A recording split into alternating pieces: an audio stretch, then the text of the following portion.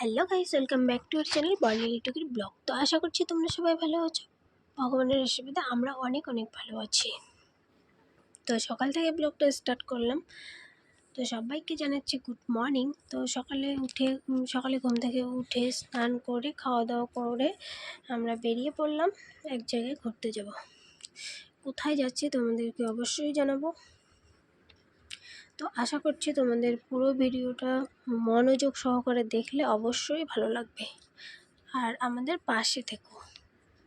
তো আমরা যাচ্ছি, তো রাস্তায় বেরোচ্ছি, মানে এমন অন্ধকার করেছে। বাড়িতে তো আকাশটা অনেক পরিষ্কার ছিল, তার জন্য বেরিয়েছিলাম। তো রাস্তায় মাঝখানে এসে দেখি এমন অন্ধকার করেছে, বৃষ্টিও এসেছিলো, কি করব, ওখানটায় দাঁড়িয়ে পড়েছিলাম। তারপর দেখো তো আকাশটার ভিউটা দেখো কীরকম হয়েছে, মানে পুরো অন্ধকার করে দিয়েছে।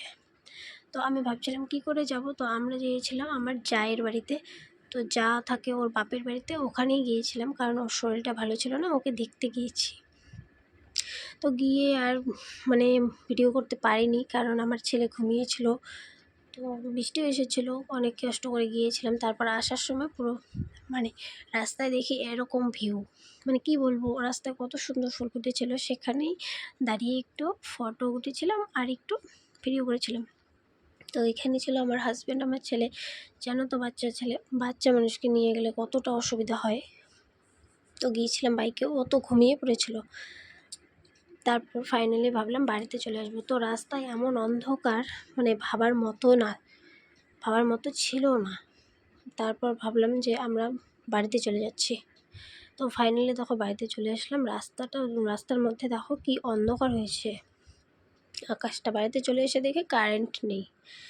তো বাড়িতে আসার পর খাওয়া দাওয়া করছি। তো পিঠা খেলাম। খাওয়া দাওয়ার পর আমি ভাবছি আমার ছেলেকে খাইয়ে দেবো। তো ছেলেকে খাওয়া দাওয়া করে দিয়ে আমিও খেয়ে নেব। তো আমি এখানে খাচ্ছি হচ্ছে কচু শাক আছে, আর সোয়াবিন ভাজা, আলু ভাজা আর মুসুরির ডাল দিয়ে খাওয়া দাওয়া করলাম। তো আমার যা রান্না করেছিল আমি সকালে, তারপর সন্ধ্যায় এসে চা করলাম।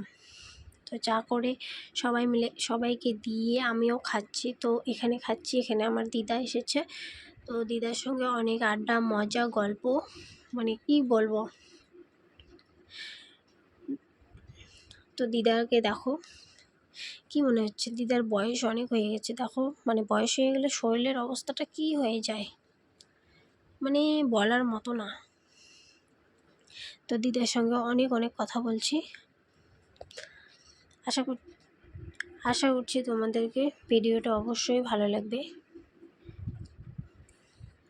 তো আমরা গল্প করার পর সবাই মিলে গল্প শুনছি এবং চাও খাচ্ছি, ইও করছি, মানে কি বলবো তোমাদেরকে, বলার মতো না। ভিডিওটা ভালো লাগলে দেখা হচ্ছে নেক্সট ব্লগকে। আজকের মতো টাটা, বাই।